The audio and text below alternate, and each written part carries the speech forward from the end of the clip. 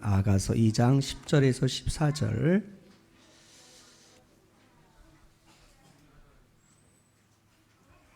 아가서 2장 10절에서 14절 말씀입니다. 우리 같이 한번 앞에 있는 우리 PPT를 보면서 합독하겠습니다. 나의 사랑하는 자가 내게 말하여 이르기를 나의 사랑 나의 어여쁜 자야 일어나서 함께 가자.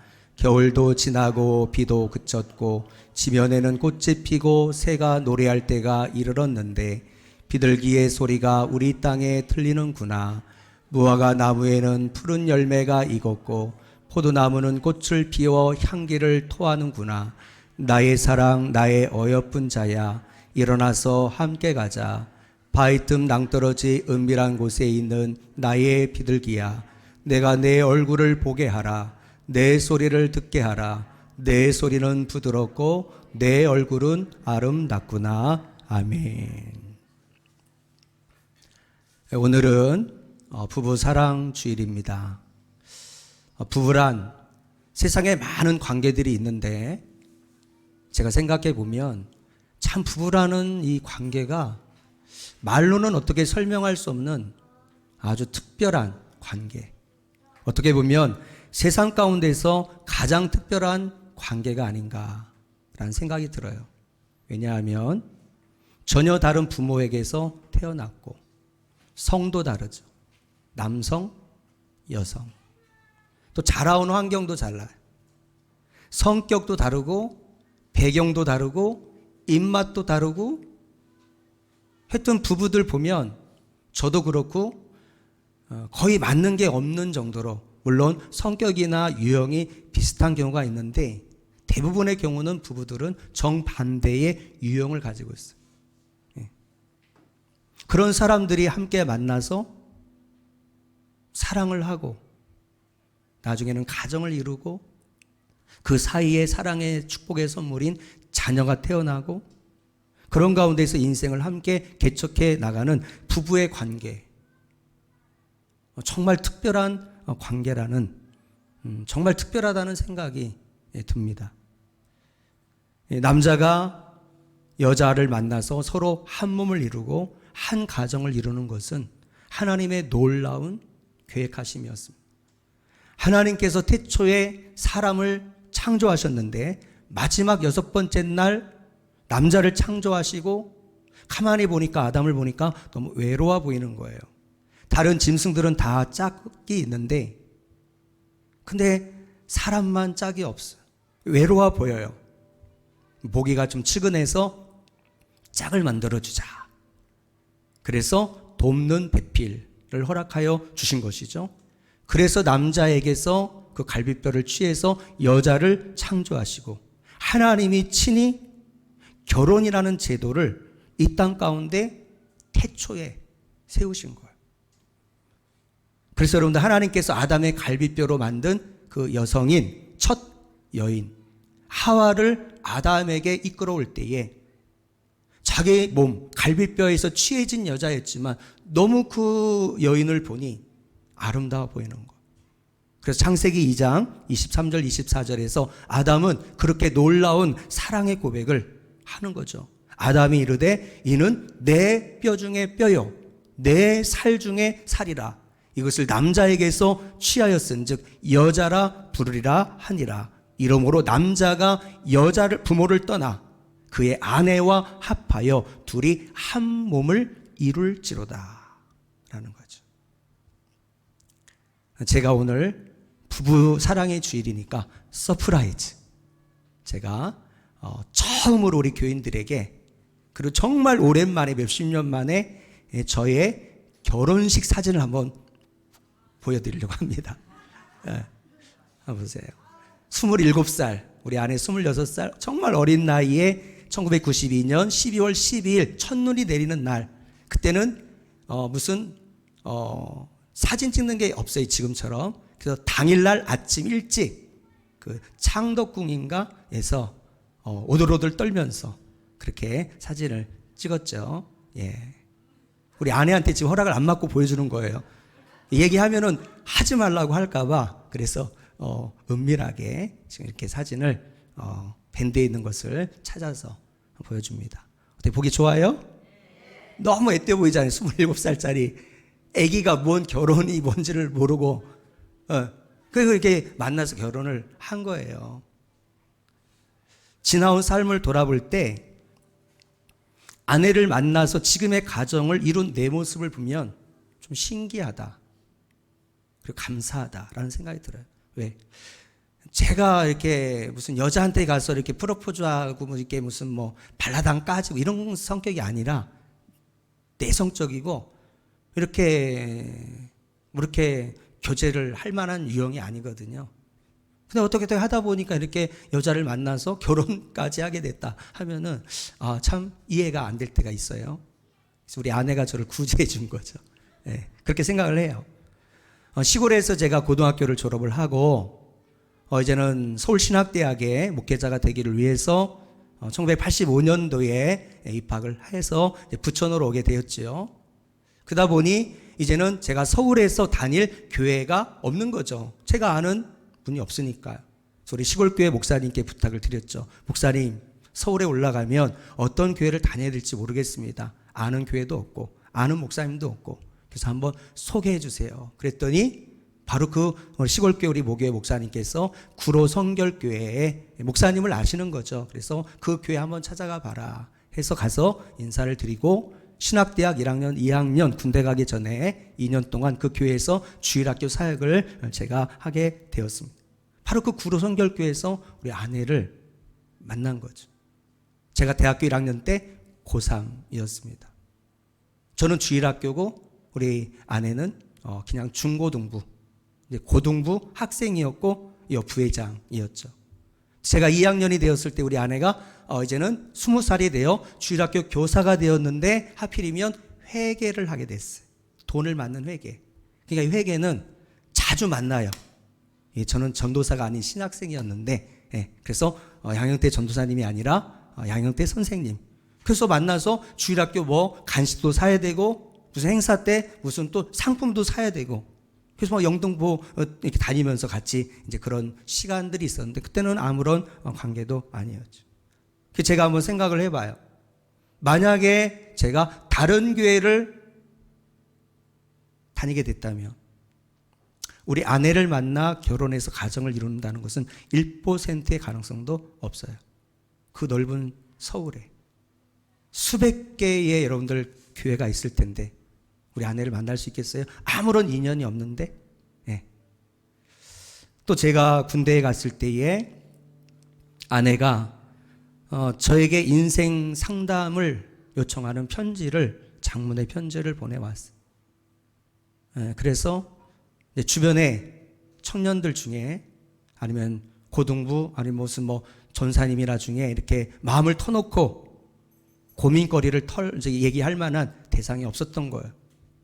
그 정도로 다른 자기 친구들에 비해서는 좀 어려운 상황 속에 있었습니다. 다른 친구들은 다 목사님 딸, 권사님 딸. 그래서 뭐 교회에서 당당한데 우리 아내는 장모님이 그때 그 교회를 안 다니고 혼자니까. 그러니까 뭐 이렇게 누구에게 마음 터놓고 상담할 수 없으니까 군대 간 제가 생각이 났는가 봐요. 좋아서가 아니라 이제 고민거리를 털어놓을 수가 없으니까 자기의 미래, 진로, 현재 고민하고 있는 그 심각한 고민들에 대해서 정말 오픈을 하고 이렇게 편지를 보내왔습니다. 제가 그 편지를 받고 당황했지요.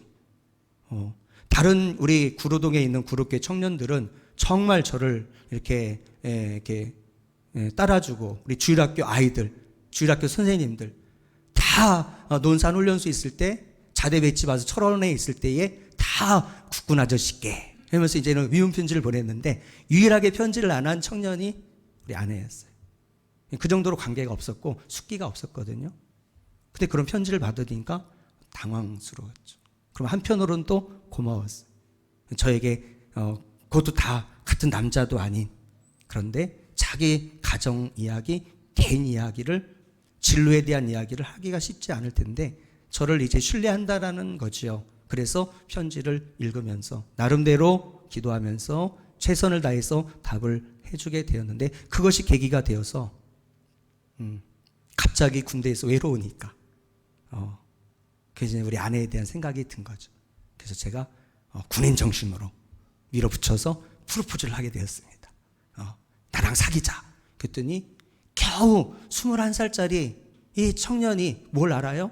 저는 남자한테 상처받는 거 싫어요.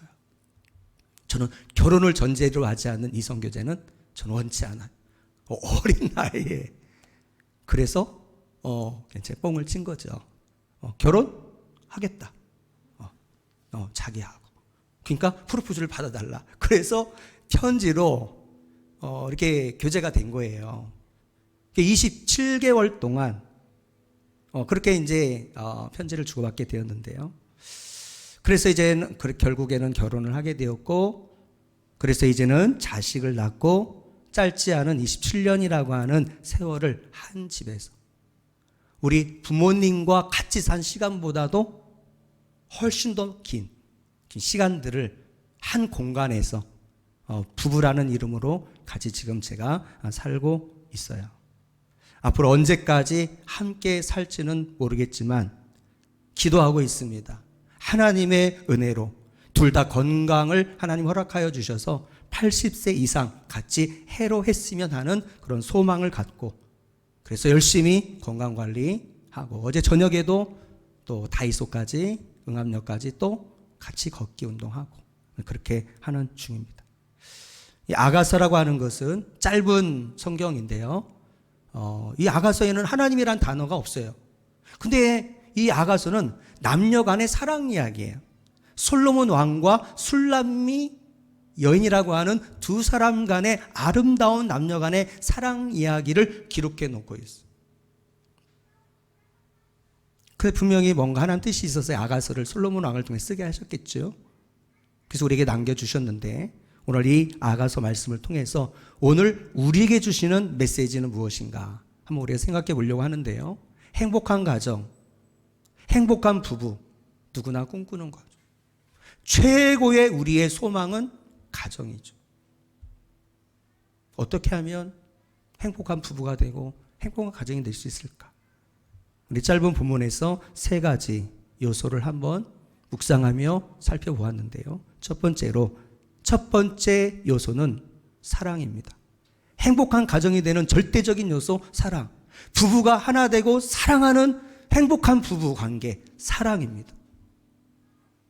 그래서 여러분들 10절 말씀 보면 술람미 여인의 고백입니다. 10절, 나의 사랑하는 자가 내게 말하여 이르기를 나의 사랑 내 어여쁜 자야.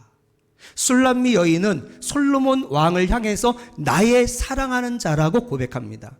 그분은 나의 사랑하는, 존경하는 나의 신랑입니다. 근데 솔로몬 왕이 자기에게 뭐라고 얘기해 냈느냐? 너는 나의 사랑, 나의 어여쁜 자라. 두 사람이 서로 나의 사랑이라고, 나의 사랑하는 자라고 고백하는, 그렇게 두 사람 간의 사랑이라고 하는 이 끈이 두 사람을 연결을 시켜주는 거죠. 남녀 간 서로가 나의 사랑이 없이는 결코 남녀가 만날 수 없고요. 그리고 결혼까지 골인할 수 없죠.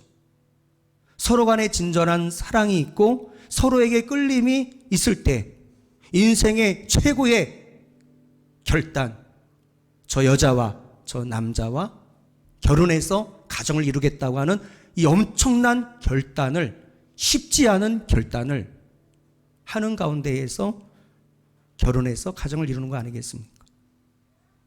결혼해서 아이를 낳기 전까지는 서로에게 애정을 쏟고, 왜? 둘만 있으니까. 연애할 때도 둘, 신혼 때도 둘. 이렇게 서로를 바라보면서 사랑할 수가 있겠죠.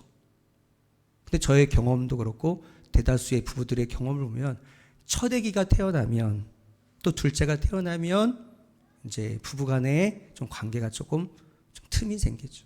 왜냐하면 이제는 아기 낳기 전에는 부부 중심이었는데 아기가 태어남으로 인해서 이제는 아기 중심이 되는 거예요. 자녀 중심이 될 수밖에 없어요. 온통 아내의 관심은 아기. 그럼 남편이 이제는 외로운 거죠. 나도 좀 사랑해줘 하면서 애교를 부르는 거예요. 또 아내는 아내대로 또 육아를 하면서 지치고. 서로 간에 틈이 생기기를 시작을 하는 거죠. 그래서 부부간의 관계를 끈끈하게 이어주는 줄은 사랑인 거예요. 또 여러분들 이 부부간의 위기는 이제 권태기가 오는 거예요. 권태기. 결혼하기 전에는 그냥 생각만 해도 흥분이 되고 뭔가 좀 이렇게 또 이렇게 생각만 해도 막 행복해지는데 이제 무덤덤해지는 아무런 감정이 오지 않는 이 부부간의 권태기를 겪을 수가 있어요. 그래서 사랑이 식어지는 거죠. 그래서 여러분들 이 사랑은 부부간의 사랑은 결혼하기 전 연애할 때처럼 어떤 불타오르는 찰나의 어떤 감정적이고 남녀 간의 이성적 사랑, 어떤 육체적 사랑만을 말하는 게 아닌 것. 부부간의 사랑의 진정한 의미는 바로 서로의 존재에 대해서 소중하게 여기고 그리고 아껴주는 것. 그리고 진실한 그 사랑이 부부간의 사랑의 본질이라고 할 수가 있어요. 그래서 무엇 때문에 라는 세상적인 조건을 내걸지 않고 어떤 상황이든지 그럼에도 불구하고 남편은 아내는 남편을 순수한 마음으로 사랑하는 그것이 바로 부부간의 사랑이어야 되는 거예요. 그럴 때 부부의 관계는 견고하게 계속 이어져 갈 수가 있는 것입니다. 두 번째, 행복한 가정, 행복한 부부의 관계를 이어주는 두 번째 중요한 요소가 있는데 동행입니다. 10절과 13절을 두 번 계속 반복해서 고백하고 있습니다. 따라서 할까요? 나의 사랑, 나의 어여쁜 자야, 일어나서 함께 가자. 부부가 인생길을 함께 서로 손을 잡고 서로를 의지하며 서로를 도우며 함께 걸어가는 것. 그것이 바로 동행입니다. 함께 걷는 것. 그래서 하나님은 부부의 관계를 한마디로 돕는 배필이다 라고 그랬어요. 남편은 아내의 단점을 채워주면서 돕고 아내는 남편의 또 부족한 점을 덮어주면서 서로 단점을 채워주고 장점을 서로 인정해주고 이게 바로 부부관계예요. 근데 저를 비롯해서 대다수의 우리 모든 우리 결혼을 하여서 생활할 때 왜 결혼 초에 갈등이 있느냐.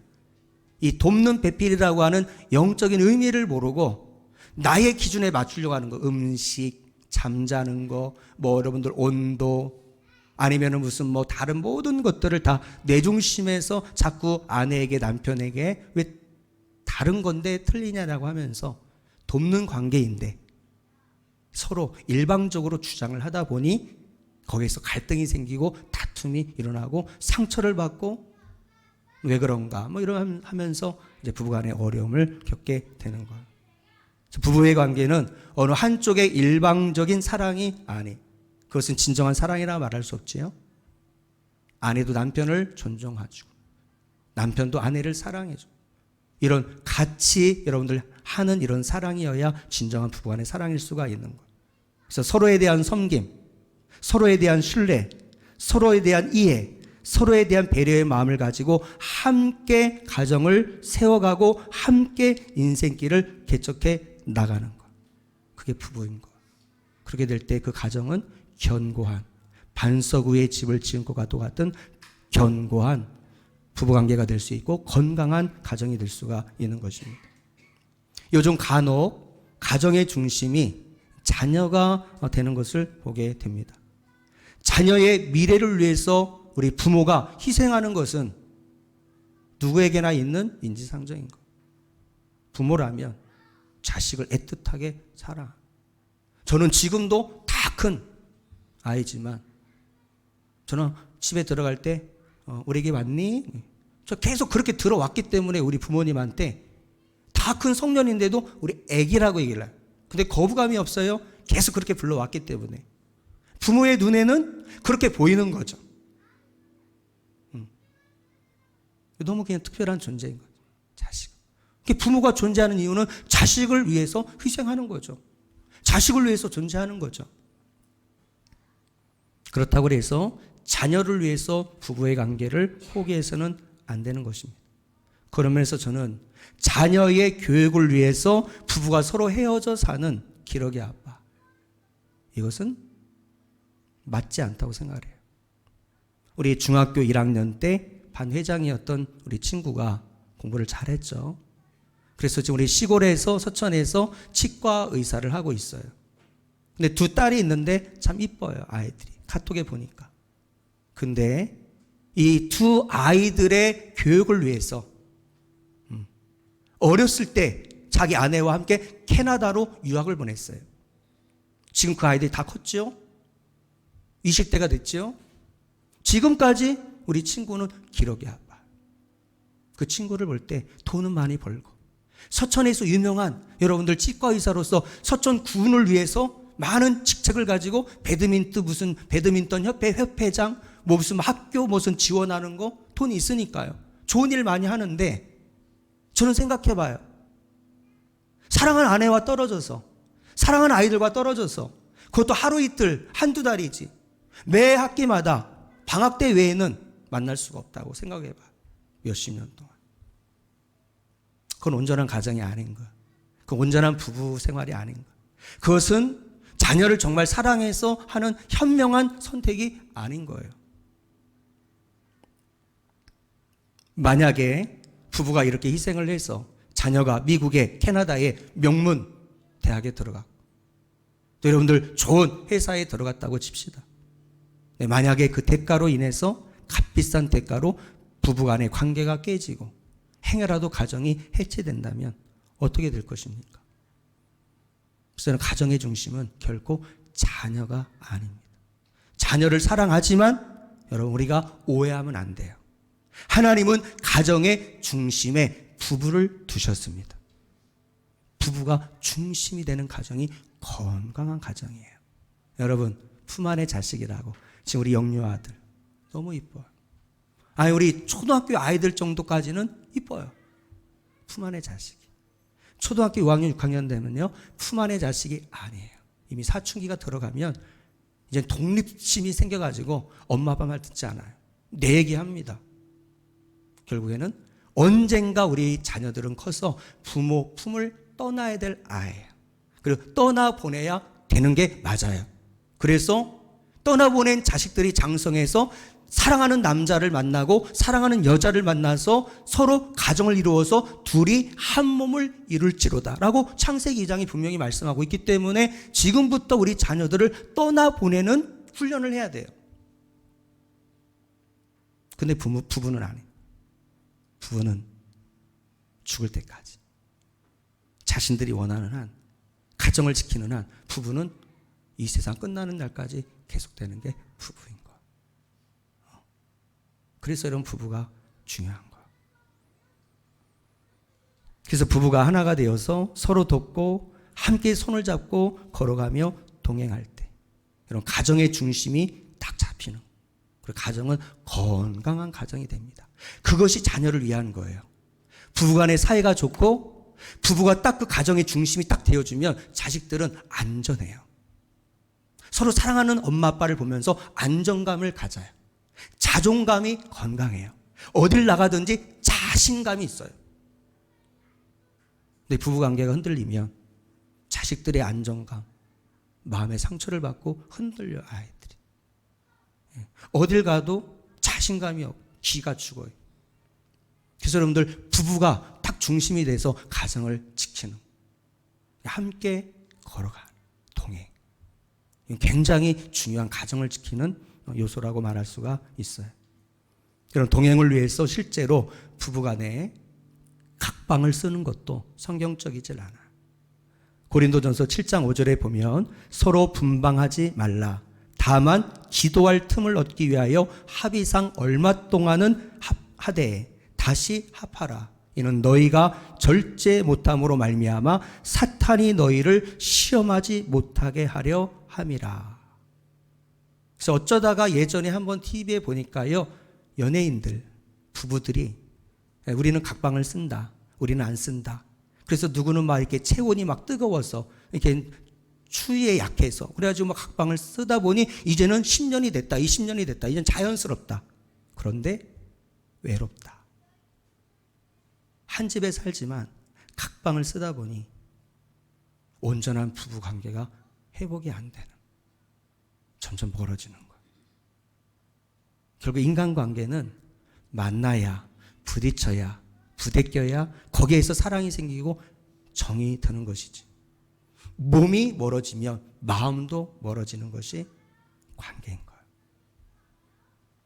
그래서 여러분들, 우리 자녀들이 아주 아기 때는 어쩔 수 없이 엄마를 찾고 우니까 그때는 한 방에서 잘 수 있지만 어느 정도 유치원 고학년이 되고 초등학교 올라가면 과감하게 결단을 해서 각 방을, 아이들 방을 만들어줘 가지고 아이들끼리 자도록 해야 돼.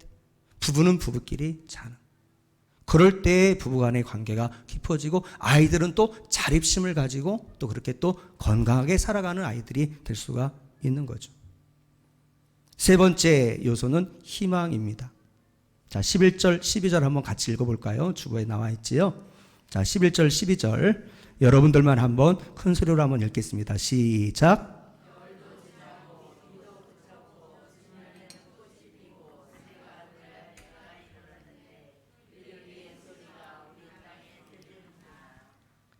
겨울도 지나고 비도 그쳤고 지면에는 꽃이 피고 봄이 오는 거죠. 여기서 겨울, 비라고 하는 것은 인생의 고난과 시련을 의미하는 그런 단어라고 할 수가 있습니다. 인생을 살다 보면 봄, 여름, 가을, 겨울, 인생의 사계절을 만나게 됩니다.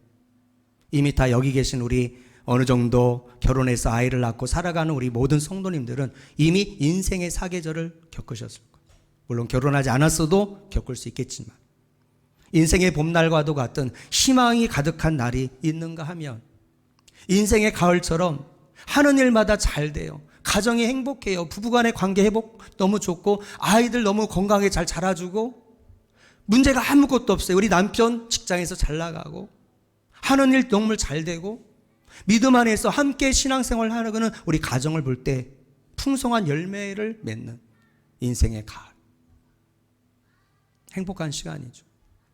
근데 인생의 봄과 가을만 있는 건 아니에요. 부부간에, 가정에. 때로는 여러분들 비바람, 태풍이 몰아치는 여름이 무더운 여름. 또 여러분들 눈보라 몰아치는 차가운 인생의 겨울. 우리 부부간에, 가정에 인생의 위기와 고난, 시련이 닥칠 때가 있더라라고 하는 거예요. 부부에게 또한 가정이 항상 행복한 일들만 일어나는 것은 아닌 것이죠. 그래서 여러분들 인생의 겨울이 가정에 다가올 때 그때 여러분들 최고의 문제 중에 하나는 경제적 어려움이 갑자기 찾아온다는 거예요. 저도 결혼을 해서 나이가 어려서 좀 뭣도 모르고 좀 철이 없어서 그랬는지 모르지만 결혼해서 결혼하기 전에 6년 교제했고 서로 사랑해서 결혼을 해가지고 가정을 이루어 살아가는데 결혼 초에 많이 싸웠어요. 많이 다투기도 했어요. 그 왜 많이 다퉜지? 그 중에 가장 큰 요인 중에 하나는 경제적인 어려움이었어요. 너무 없는 거예요. 결혼한 것도 기적이에요. 우리 부모님들이 저를 결혼시켜준 것도. 둘 다 학생이었어요. 근데 뭘 믿고서 결혼한다고 했는지 모르겠어요. 돈이 없었어요. 그냥 늘 쪼들리는 거예요. 그냥 늘 이렇게 마음에 여유가 없는 거예요. 마음이 좀 넓어야 되는데 경제적으로 가난하고 어려워지니까 서로 간에 마음이 쪼들리니까 사사건건 별거 아닌 거에 예민해지고 부딪히게 되고 싸우게 되고 부부싸움들이 자주 일어나게 돼요. 경제적인 어려움. 서로 간에 또 권태기로 사랑이 식어지는. 또 자녀의 어떤 문제로 부부 간에 갈등이 생길 수 있죠. 또 어떤 사고를 갑자기 당한다거나 하는 사업이 갑자기 부도난다든가 아니면 직장에서 우리 남편이 갑자기 명퇴를 당한다. 또 가정의 위기가 오고 부부 간의 위기가 올 수 있습니다. 인생의 겨울. 어떻게 해야 될까요? 그때는 서로를 배려하며 서로 격려하며 함께 어려움을 이겨나가도록 노력해야 되는 것입니다. 부부가 함께 어려움을 이겨나갈 때 반드시 그 어려움을 이겨내게 될 줄로 믿습니다. 그때 우리는 희망을 놓치지 말아요. 희망. 앞으로 잘 될 거라는 희망. 그 희망이 무너지면 가정은 무너지는 거죠. 중요한 것은 인생이 힘들고 어려울 때, 이런 부부간의 위기가 올 때, 가정의 큰 시련과 아픔이 올 때, 부부의 힘으로는 어떻게 해결할 수 없어요. 희망을 찾을 길이 없어요. 그렇기 때문에 우리는 희망이 되시는 주님을 바라보는 것. 부부가 함께 주님 바라보며 주님 힘들어요. 우리의 힘으로는 우리 부부가 함께 이 가정의 위기를 이겨나갈 수가 없어요. 주님 도와주세요. 희망이 되시는 주님을 부부가 함께 바라보는 거죠. 그럼 주님이 여러분 그 부부의 마음을 받으시고 어떤 위기 가운데 있다 한다 할지라도 그 가정을 하는 주님께서 친히 건져주시고 그 가정을 지켜줄 것들을 믿습니다. 저의 27년 동안의 결혼 생활을 돌아보면 주님의 은혜였어요. 기댈 게 아무것도 없는 거예요. 그때마다 주님 바라고 그때 주님은 우리 가정을 지켜주셨어요. 여기까지 오게 된 것입니다. 이런 어떤 절망적인 상황에서도 주님을 바라보며 희망의 끈을 놓치지 마시기를 축복합니다. 힘들고 어려울 때 스스로를 위로하고 서로를 위로하세요. 이 또한 다 지나가리라. 저는 그런 마음을 늘 가져요. 교회에 어려움이 있을 때 어려움을 보지 않고 이 또한 다 지나가리라. 코로나19 때문에 목사님들 지난주에 만났는데 다 난리입니다. 학교를 빌려서 지금 여러분들 예배를 드리고 있는 우리 친구 목사는 갑자기 여러분들 이태원 클럽으로 인해서 이게 생겼잖아요. 그게 학원에서 막 또 등교를 앞두고 이래버리니까 서울시 교육청에서 공문이 날라왔어요. 그 학교 교장 선생님한테 모든 종교기관이나 다른 사람들을 절대 학교에 들여보내지 마라. 학생들 등교하는데 큰일 나니까. 등교한 것도 아닌데 갑자기 지난 주일날 공문이 날라온 거예요. 예배를 드릴 데가 없어요.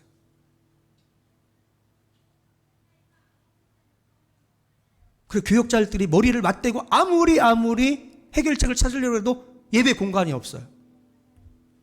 그 성도님들은 집 없는 서름을 계속 겪는 거예요. 오늘 예배를 어떻게 드리는지 모르겠어요. 계속 제가 중보하고 있어요. 교회들마다 주차장 심각한데요. 한 목사님은 초등학교를 그냥 다 개방을 했어요. 그래서 그냥 초등학교 운동장에 성도님들 주차를 해도 됐는데 갑자기 예고도 없이 초등학교 문을 닫아버렸어요. 주차할 공간에 성도님들이 멀리서 오시는데. 그래서 또 여러분들 또 고민에 빠져요. 주일학교 예배 지금까지도 예배를 드리지 못하고 있답니다. 30, 40대 우리 주일학교 학부모님들이 우리 성도님들이 안 오는 거예요, 교회를. 그렇죠. 이해가 되죠. 두려우니까. 지금까지도 주일학교 예배를 드리지 못하고 있다. 부목사님들은 할 일이 없어요, 교회에서. 예배가 없으니까. 새벽 기도를 안 하니까. 주일학교 예배, 청소년 예배를 안 하니까. 할 게 없는 거예요, 지금 주중에. 그런 상황이라고 하는 이야기를 들었어요. 위기죠. 가정의 위기, 코로나 때문에. 나라의 위기, 여러분들 교회의 위기. 그러나 여러분들 주님은 살아 계십니다. 주님은 우리의 의지가 되시고 피난처가 되시고 희망이 되십니다. 주님만 바라볼 때 위기는 위대한 기회가 될 줄로 믿습니다. 우리 교회를 생각하니 여러분들 이 코로나19 아직 해결된 것도 아닌데 이 주일날 온라인 예배 주일날 지금 주일날 예배 거의 3분의 2가 드리잖아요. 대부분 어떤 교회는 3분의 1만 예배 드린다고 하는데 지금 우리 교회의 재정을 여러분들 주부에 보셨겠지만 코로나19 때문에 우리 교회 재정은 거꾸로 가고 있습니다. 더 재정이 늘어나고 있어요. 이건 어떻게 인간의 이성과 논리는 이해할 수 없는 오늘 우리 헌금 정리를 제가 한다고 한다면 거의 100% 우리 교회 재정 잔액이 1,000만 원이 됩니다. 우리 교회 역사상 잔액이 1,000만 원이 되는 시절은 한 번도 없었어요. 100만 원 미만 잔액이 60만 원 돼서 다음 주를 어떻게 해야 되나. 그래서 건축원금에서 우리 셀리더들 상의도 안 하고 제가 건축원금에서 좀 빼가지고 100만 원 빼서 그걸 좀 메꾸고 또 채워넣고 이런 때도 있었어요. 모든 것이 하나님의 은혜인 줄로 믿습니다. 우리 성도님들 지켜주시고 우리 자녀들 지켜주시고 우리 각 가정들을 지켜주시기를 기도하고 하나님이 나라를 지켜주세요 했는데 지금 우리나라가 선진 국가가 됐다잖아요. 선진 국가가. 여러분, 선거도 우리나라 대단하다. 코로나19 진단 키트를 통해서 확진자들을 잡는 거 시스템 대단하다. 전 세계 지도자들이 인정하는 바, 대한민국. 우리 국민들의 마음속에 패배감이 있었어요. 실패의식이 있었어요. 특별히 20대 청년들은 헬조선, 헬조선, 지옥조선, 대한민국. 거의 지금 국민들의 70% 이상이 대한민국 최고, 우리나라 최고, 하나님의 은혜인 줄로 믿습니다. 여러분들 가정에, 부부에 어려움이 있을 때가 분명히 찾아옵니다. 그때 여러분들 절망하지 마시고, 여러분 희망의 끈을 놓치지 않는 저와 여러분들 되실 수 있기를 주님의 이름으로 축복을 드립니다. 그때 살아계신 주님이 역전의 축복을 저와 여러분들에게 허락하여 줄 줄로 믿습니다. 우리와 주님은 신랑과 신부 관계입니다. 이 신랑 솔로몬과 신부 술람미 여인의 사랑 이야기는 그냥 남녀 간의 사랑 이야기로 끝나는 오늘 성경 본문이 아니라 여기에서 바로 우리에게 주시고자 하시는 또 다른 영적인 깊은 의미를 우리에게 주고 있는데, 그것은 바로 주님과 우리의 관계를 영적인 교훈을 통해서 말씀해 주고 있는 거예요. 여러분, 예수님은 우리의 영적인 신랑이 되시고 저와 여러분들은 예수님의 거룩한 신부가 된 줄로 믿습니다. 주님의 몸된 공동체 교회는 주님의 신부라고 성경 많은 곳에서 기록을 하고 있습니다. 계시록 19장 9절에 보면 천사가 내게 말하기를 기록하라. 어린 양의 혼인잔치의 청함을 받은 자는 복이 있도다. 바로 어린 양은 예수 그리스도의 혼인잔치, 결혼식에 참여함을 받는 자, 이게 바로 우리들, 예수님의 신부된 우리들은 복이 있도다 라고 말씀하고 있는 거죠. 여러분들 남녀 간의 사랑에서, 부부 안에서 중요한 세 가지 요소가 있는데, 그럼 우리 신랑 되신 예수님과 신부인 저와 여러분들과의 관계 속에서 필요한 것은 무엇일까요? 동일합니다. 세 가지. 첫째는 뭐예요? 사랑이죠. 두 번째는 뭐예요? 동행. 세 번째는 희망. 따라서 합니다. 사랑, 동행, 희망. 오늘 설교 모든 내용을 다 잃어버려도 세 단어만 마음에 새기시고 돌아가신다면 오늘 말씀의 핵심을 놓치지 않고 또 삶에서 적용할 수가 있겠습니다. 주님과 나와의 관계에서 필요한 최고의 요소는 사랑입니다. 여러분, 주님은 우리를 너무나도 사랑하셔서 십자가에서 자신의 생명까지 아낌없이 신부된 저와 여러분들을 위해서 목숨을 내어 주었습니다. 여러분, 어머님이 자식을 위해서 목숨을 내어 놓을 수는 있는데, 신랑이 신부를 위해서 내가 당신을 위해 내 목숨을 내어 놓겠다라고 말하기는 쉽지 않아. 내 새끼를 위해서는 내 목숨을 걸겠다 하는 엄마 아빠는 있지만, 내 아내를 위해, 내 남편을 위해 내 목숨을 내어 놓겠다라고 정말 자신 있게 말할 수 있는 부부가 있을까요? 쉽지 않습니다. 근데 신랑 되신 주님은 나와 여러분 신부된 저와 여러분들 목숨을 내어 주셨어요. 목숨. 그렇게 우리를 사랑해 주셨어요. 이런 사랑은 일방적이 돼서는 안 되죠. 여러분들 이 손바닥도 마주쳐야 소리가 나는 것처럼 주님의 이 놀라운 사랑을 우리가 받았다면 마땅히 신부된 저와 여러분들도 주님을 사랑해야 될 줄로 믿습니다. 어떻게 하는 것이 주님을 사랑하는 건가요? 100마디 1000마디 말로 주님 사랑한다, 그건 진정한 사랑이 될 수가 없어요. 주님을 사랑한다면 사랑하는 것이 뭐냐? 요한복음 14장 21절에 말씀하고 있죠. 같이 한번 읽겠습니다. 나의 계명을 지키는 자라야 나를 사랑하는 자니, 나를 사랑하는 자는 내 아버지께 사랑을 받을 것이요 나도 그를 사랑하여 그에게 나를 나타내리라. 아멘. 바로 내 계명을 지키고 순종하는 자가 곧 나를 사랑하는 자다. 그리고 나의 계명을 지키는 자를 내가 사랑하고 내 아버지 하나님도 그를 사랑하여 그에게 나를 나타낼 것이다 라고 우리에게 말씀하고 있는 거예요. 우리는 부족하지만 주님이 우리에게 말씀하실 때 그 말씀을 마음에 담아 여러분들 작은 것 하나라도 순종하는 여러분들 되시기를 바랍니다. 주님 기뻐하십니다. 주님이 여러분 편이 되어주시고 함께 하십니다. 두 번째 동행입니다. 10절 나의 사랑 나의 어여쁜 자야 일어나서 함께 가자.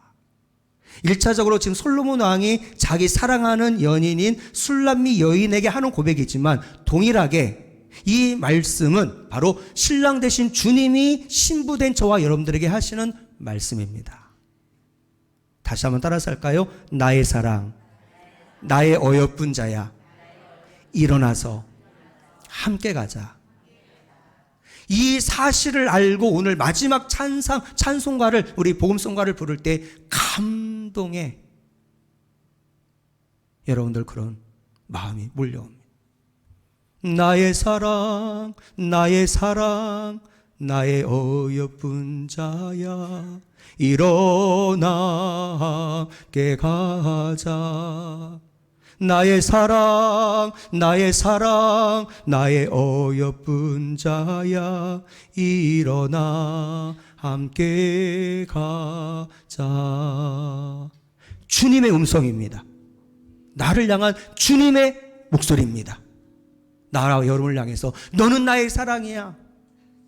네가 어떤 모습이든지 너는 나의 어여쁜 자야. 너는 나에게 소중한 나의 신부다. 주저앉아 있는 그 자리에서 일어나. 내가 너와 함께한다. 내 손을 잡고 함께 가자. 주님이 지금 나와 여러분에게 하시는 놀라운 사랑의 고백 앞에 너무 가슴이 흥분되고 뛰는 거. 다 같은 죄인, 자랑할 것도 없고 내세울 것도 없는 내가 뭐라고 주님 나를 이렇게 사랑하시는가라고 생각할 때 감동할 수밖에 없고 용기가 나고 힘이 되고 그렇게 주님이 나를 소중하게 여기시구나라고 생각을 하니까 막 자신감이 자존감이 막 그냥 오르는 거죠. 대설교가인 스펄전 목사님은 언제나 가까이 하려는 것이 사랑이다 라고 그랬습니다. 주님은 날마다 우리에게 찾아오셔서 말씀하십니다. 나의 사랑하는 신부야, 나의 어여쁜 자야, 너와 오늘 또 함께 동행하길 원한다 하시면서 날마다 저와 여러분들을 찾아오셔서 마음의 문을 두드리고 계십니다. 나의 사랑, 나의 어여쁜 자야, 오늘 또 함께 가자. 내가 너의 앞서 행하고 너의 뒤에서 너를 밀어주며 내일 일을 염려하지 마라. 내가 너의 인생을, 너의 부부, 너의 자녀, 너의 가정, 너의 미래를 책임져 줄게. 주님 우리에게 말씀하고 계세요. 여러분 정말 뜨겁게 사랑하는 연인은 각자 하는 일이 다르고 처한 공간이 달라도 늘 마음은 서로에게 가했어요. 아침, 점심, 저녁 늘 사랑하는 그 연인이 생각이 나. 그래서 여러분들 직장에서 일하다가 조금만 틈이 나면은 카톡으로 몰래, 부장님 몰래 자기야 하면서 막 카톡을 뭐해? 오늘 직장 끝나고 만날까? 서로 막 얘기를 나누고 서로 사랑하니까. 아무리 두 사람이 지금 멀리 있어도 문제가 안 돼. 저도 부천에 있는 기숙사에서 우리 아내는 안양이니까 안양에서 부천과 안양 가려면 시외버스를 타고 가야 되는데 정말 과제도 많고 학생 때 공부할 것도 많고 힘든 것도 많은데 보고 싶으면 만나는 거예요. 그냥 돈도 없는데 시외버스 타고서 가는 거죠. 왜냐하면 사랑하니까. 여러분 바다 건너 제주도 우리 연인이 제주도에 있다면 문제가 안 돼. 직장 끝나고 그냥 바로 제주도 날아갔다가 새벽 비행기 타고 또 올 수 있어. 사랑하니까. 거리가 문제가 안 돼. 서로 사랑할 때. 그게 바로 사랑인 거죠. 만나지 않으면 사랑이 식어지고 정이 식어지는 거예요. 저도 군대에서 편지로 아내에게 사귀자고 프로포즈를 하고 사귀게 되었을 때에 무려 27개월 동안에 서로 매주 편지를 주고받았어요. 우리 집사람이 색깔이 있는 예쁜, 그때만 해도 편지잖아요. 편지를 보내요. 그럼 내후만에서 저녁 때가 되면 주변사관이 다 이름을 불러요. 다 대기하고 막 손꼽아 기다리는 누구한테 편지가 왔을까? 반짝반짝. 아무개 이병, 엄마가 왔다. 뭐 편지. 그러면 행복해요. 부모님이 막. 누구 편지 왔다. 근데 유독 돋보이는 편지 봉투가 보여요. 핑크색. 제 거예요. 그럼 이제 이병 양형택으로 네! 그러면 또 연애 편지가 오는 거예요. 계속 군대에서 서로 주고받는 거예요. 저는 이제 군대 그 편지지 가지고. 제대할 때 보니까 막 한 박스인 거예요. 한 조도 빠짐없이 서로 편지를 주고받아요. 서로 사랑하니까. 군대에 있으니까 오죽하겠어요. 그리운 거죠. 그래서 제가 우리 집사람이 사귀고 군대에서 처음으로 면회 왔을 때 사진을 찾았는데 없어요. 오늘 공개하려고 그랬는데. 저 대한수도원에 그 한탄강 흐르는 이렇게 바위에 앉아가지고, 예, 이렇게 찍었던 다정하게, 예, 그런 사진이 있는데 없어요. 어디 갔는지. 우리 사랑하는 신랑 되신 주님과 더 깊은 사랑을 나누기 위해서는 분주한 삶 가운데서도 주님과 기도로 대화하는, 주님의 사랑의 말씀, 편지의 연애 편지인 성경 말씀을 묵상하고 주님 생각하는, 그래서 주님과 함께 손잡고 함께 걸어가는 거. 그때 얼마나 여러분 주님과 동행하면 경험한 사람만 알 수 있어요. 주님과 동행할 때 행복해져요. 주님과 동행하면 인생의 안정감을 느낍니다. 주님과 동행하면 절로 감사 기쁨이 넘칩니다. 상황은 변화된 것이 없는데, 주님과 동행하면 인생의 거친 풍랑 가운데서도 하늘로부터 내려오는 평강이 임하게 되는 것입니다. 주님과 동행하면 신기할 정도로 그렇게 꼬였던 가정의 문제가, 부부간의 문제가, 자녀 문제가, 직장의 문제가, 재정적인 어려움이 술술술술 풀립니다. 주님과 동행하면. 주님과 멀어지면 나 혼자서 그 인생의 짐을 감당하려고 하면 더 인생이 피곤해지고 문제가 꼬이고 해결이 더뎌. 그다음 포도나무이신 주님께 그냥 꼭 붙어 있는 거죠. 주님 사랑합니다. 주님만이 나의 피난처이십니다. 주님 나의 상황 아시지요? 나를 도와주세요. 어김없이 신랑 되신 주님은 책임감을 가지고 신부인 저와 저의 인생을 주님이 해결해 주시고 책임져 주시는 것들을 보게 되는 것. 주님과 동행하면 어디에서 무엇을 하든지 바로 하나님 나라를 경험하게 될 줄로 믿습니다. 여러분들, 우리 권사님들, 집사님들, 정말 여러분들 제가 좋아하는 찬송가가 있어요. 높은 산이 거친 들이 조막이나 궁궐이나 내 주 예수 모신 곳이 그 어디나 하늘나라.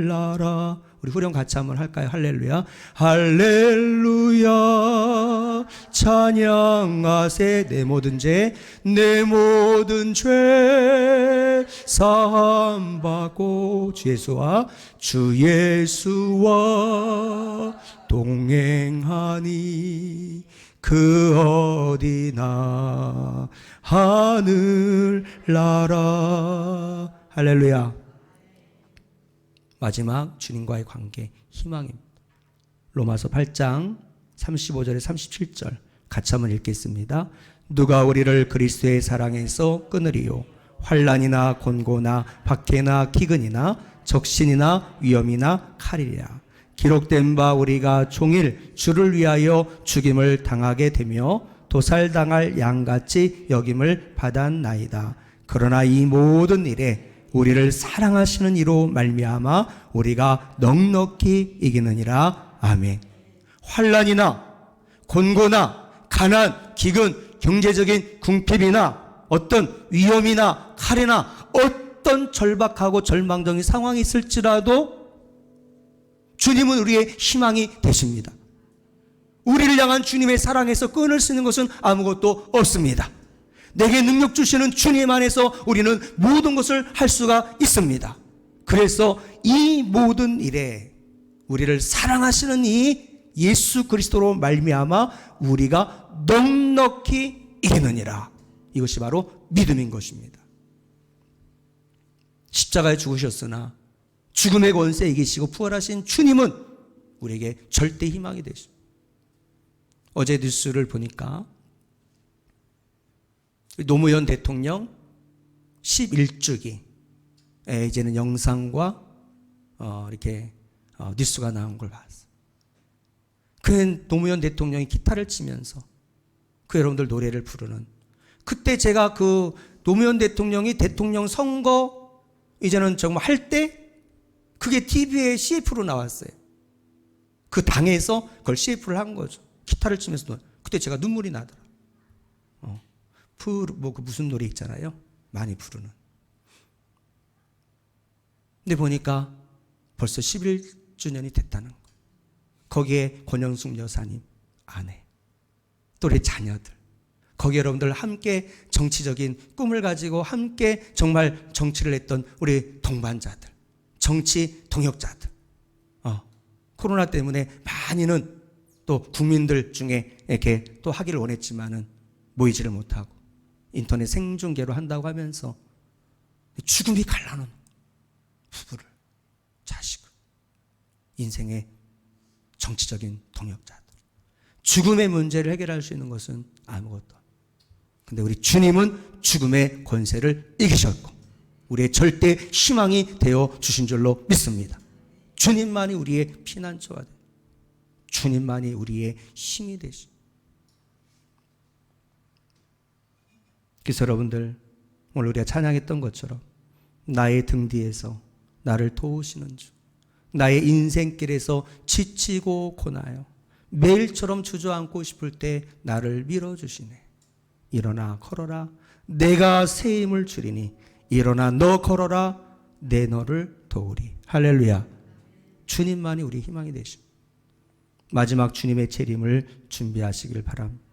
슬기로운 다수녀와 같이 영적으로 깨어있어 다시 오실 우리 주님을 맞을 준비를 하시길 바랍니다. 그래서 우리 모두 어린 양, 우리 신랑 되신 예수님의 혼인잔치에 주님이로다, 신랑이로다, 주님이 갑자기 이 세상에 재림하셔서 세상 종말을 고할 때 여기 계신 우리 온라인으로 예배를 드리는 또 우리 어린 영유아들로부터 우리 모든 우리 꿈 있는 교회 성도님들은 다 주님이 이 땅에 오실 때, 재림하실 때 다 들림을 받아 휴거하여서 공중에서 주님의 혼인잔치에 참여하는 복된 자가 되기를 축원합니다. 기도하겠습니다.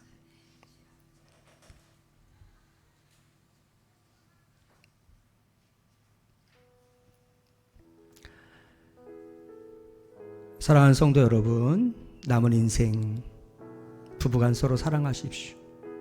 부부가 함께 걸어가며 죽음이 둘을 갈라놓을 때까지 동행하십시오. 인생의 겨울 가정의 고난과 시련이 다가올 때 절대 희망이 되시는 주님을 의지함으로 넉넉히 이겨내시기를 축복합니다. 우리의 신랑 되신 주님이 신부된 우리에게 말씀하십니다. 나의 사랑, 나의 어여쁜 자야, 너는 나에게 너무나도 소중한 존재란다. 일어나서 함께 가자. 더 주님 사랑하십시오. 날마다 분주한 삶 가운데 주님과 동행하십시오. 주님 안에서 희망을 갖고 재림을 기다리며 승리하는 우리 모든 성도들 될 수 있기를 주님의 이름으로 축복을 드립니다. 기도합니다. 사랑의 하나님, 5월 가정의 달 오늘 부부 사랑 주일을 맞아 부부와 가정을 향한 하나님의 놀라운 계획을 깨닫게 하시니 감사합니다. 부부와 가족 간에 서로 사랑하며 평생 함께 동행하며 고난 속에서도 희망을 잃지 않게 도와 주옵소서. 부족한 우리를 신부 삼아 주시고 나의 사랑, 나의 어여쁜 자야, 일어나 함께 가자 초청하시는 주님 말씀에 순종하여 늘 주님과 동행함으로 하나님 나라 천국을 경험하는 복된 삶이 되게 도와 주옵소서. 예수님의 이름으로 기도합니다. 아멘. 오늘 말씀